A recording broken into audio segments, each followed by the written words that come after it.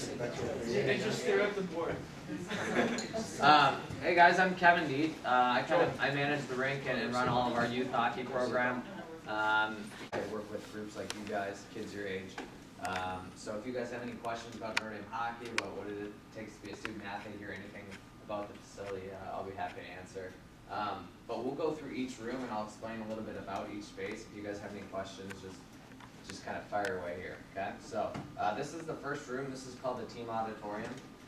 So what we use this room for is three reasons. The first and the main reason is we do our team video in here. So Mondays and Tuesdays we do like a review of the weekend of things we did well, things we didn't do so well, and everything's comes out of this projection. We have a drop down screen here, and everything's touch screen on the computer over there. So above and beyond maybe other colleges is that we try to do a lot for our community, and our guys are required to do at least 50 hours of community service each semester. So we do a lot in the community. We do a lot with local schools. We do a lot with our local youth hockey program, things like that. This space right here, we do.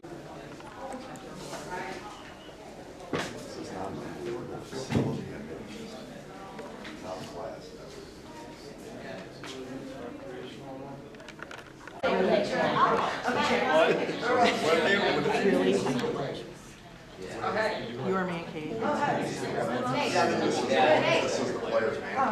Yeah. So you guys, this is the team space here, guys. The player lounge. A couple things I'll point out about this space. One of the things is one of the rules is you have to be in here with a teammate. So part of building this room was to help build our team chemistry off the ice. In order to do that, you can't be in here by yourself. So that's one of the rules. One of the cool things I always like to point out is we have a team library. So our guys do read books. They check out books on the road. So they'll check out a book, read it on the plane, on a flight out to, say we're playing Boston College, and then they'll check it back in after the weekend. All the books were donated by former players. So books that maybe made an impact on them. Like I can tell you one of the books that I donated was the Lance Armstrong It's Not About the Bike book, just because it's a pretty inspirational story. But some of the guys have read that and said that they really enjoyed it. So the ping pong is a pretty popular thing here. The guys will play a lot before practice and after practice, and there's always a name up on the board up here for kind of who's the king of the court here. So they do play a lot of ping pong. So. Any questions about this space? Our guys will kind of come in here, watch football games. Picture here. Oh, okay. Wait, right by the O'Brien.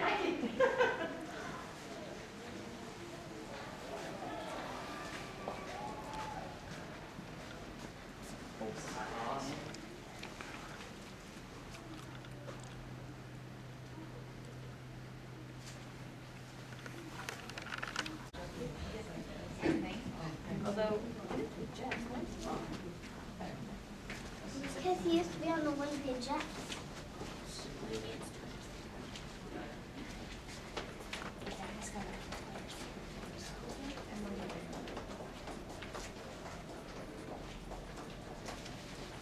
The Ben Simon, were you looking at Ben Simon? pardon me? Were you looking at Ben Simon? Yeah. There's two. We don't have a so we do. Yeah, so we have 600 kids from the school. Family, and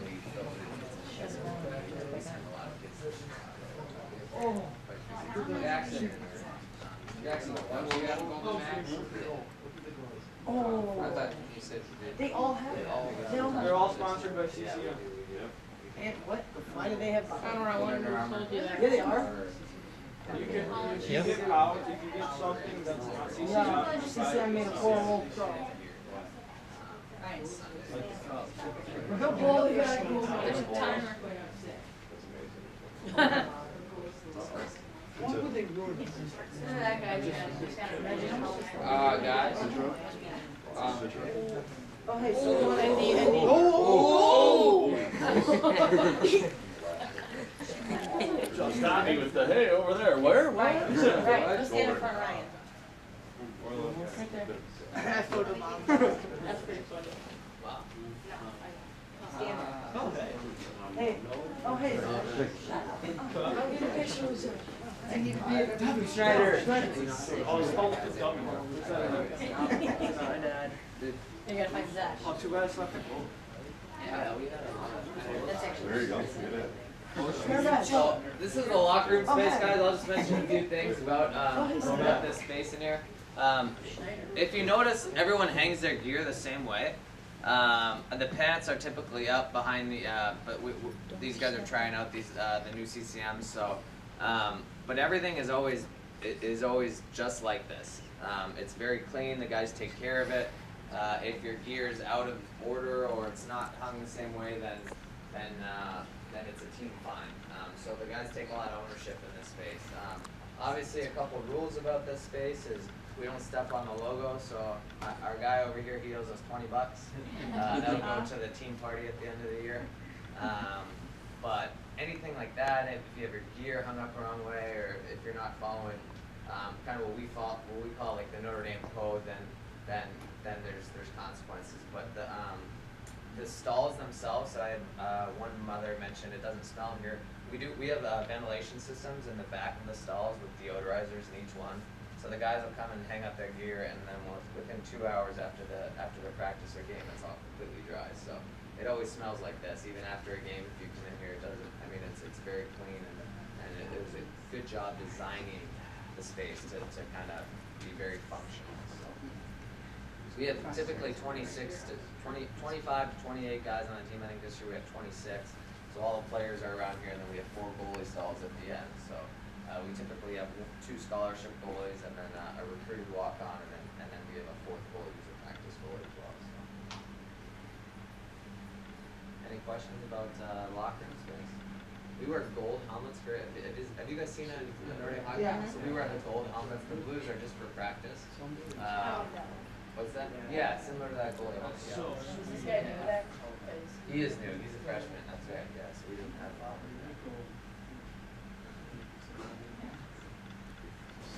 are these here too, like, recruits? So we have Kat and Petey. Those 2 are scholarship goalies, and then Nick is actually our practice goalie. So what are they? I actually hit the goal as best match chip off.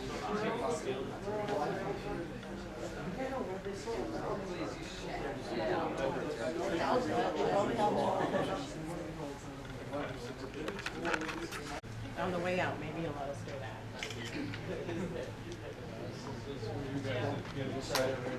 Take a picture by the Ryan.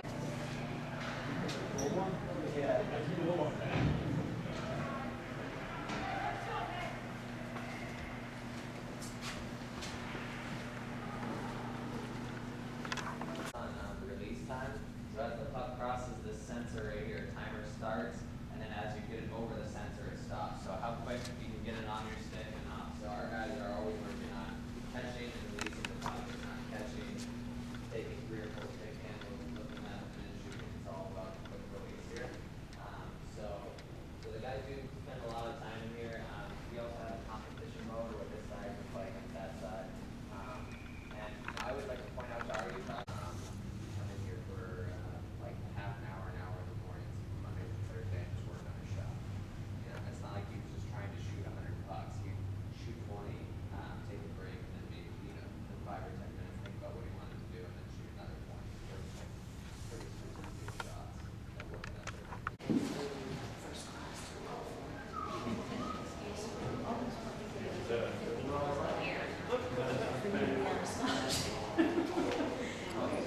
Hard work and getting the goal right.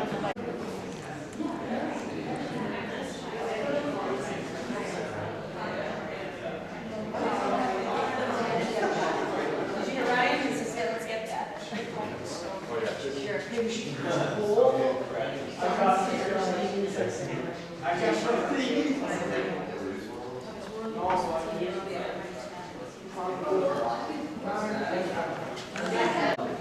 Yeah. I was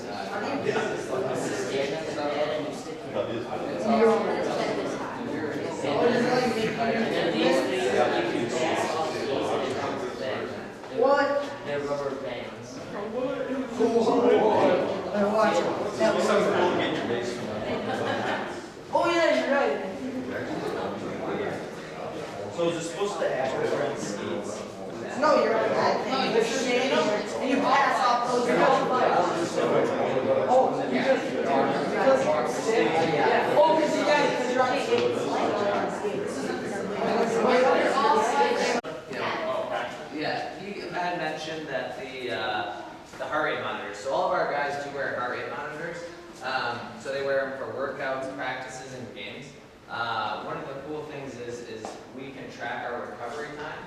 So we have like at the beginning of the year we do a skating test that calculates your max heart rate. So guys do blue line to blue line as many times as they can go until they literally can't move anymore. And we have a monitor out there and it tracks what your maximum capacity for work output is. So whenever we play a game or practice or work out, we work out based off of that heart rate. So if we're doing a team bike workout and our trainer says do 40-second sprint at 90% of your max heart rate, well, everyone's doing their sprints and the heart rate monitors appear on the screen. And if you're not at 90% of your max heart rate, then you can see that and everyone else can see that. Which is good because that holds everybody accountable. So if everyone in here is doing a sprint at 90% and he's at 80%, like you know who that is. Of course, I wouldn't it's a useful tool to have. So we do that for games too. So if you're recovering slowly, so if you go out for a 40-50 second shift and you're at 90% of your max heart rate, and then in between your shifts, if you're only coming down to 80%, it means you're not recovering. So maybe you need to come in at 5 a.m. instead of 6 a.m. for a little extra conditioning. So that's one of the things that we're big on here. This is Matt's favorite saying in the whole wide world.